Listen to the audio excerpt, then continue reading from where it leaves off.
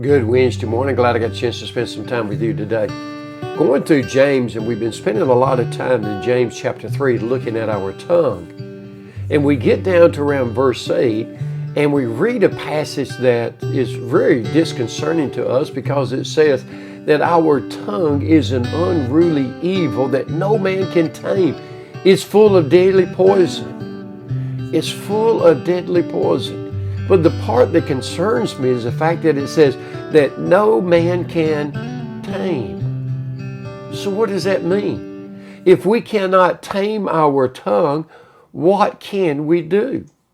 How can we go from hurting people and spouting deadly poison? Now, I want you to understand, deadly poison is not always biting.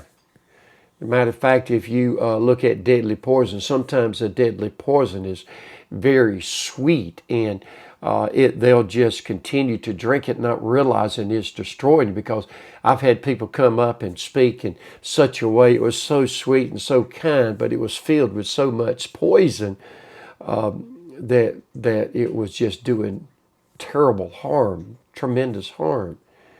So how can we control that which we cannot control? Well, there's only one way, and that is by the power of the Holy Spirit.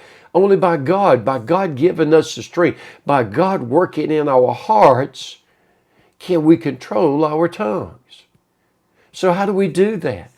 How do we do? Well, I think the first thing is realizing that, hey, I cannot do this by myself. I cannot control what I'm saying by myself. I've got to have help in order to control my tongue, in order not to put, as the next verse talks about, blessings and curses coming out of the same mouth. I got to realize I can't do it by myself. And then secondly, I've got to turn it over to the Lord and say, Lord, you've got to help me. I cannot do this. And allow the Holy Spirit to work in our hearts and in our lives.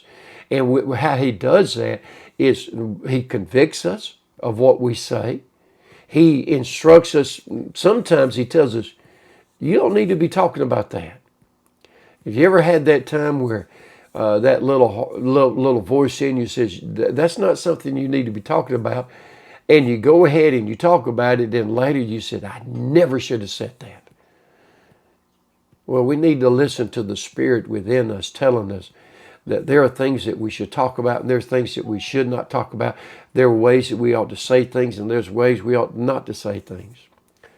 And sometimes we say things, and it's things that has nothing to do with us. We just need to stay out of it. Boy, have I made that mistake before. I think we've all made that mistake. So where do we go? How do we control our tongues? First, realizing, hey, I can't do it by myself.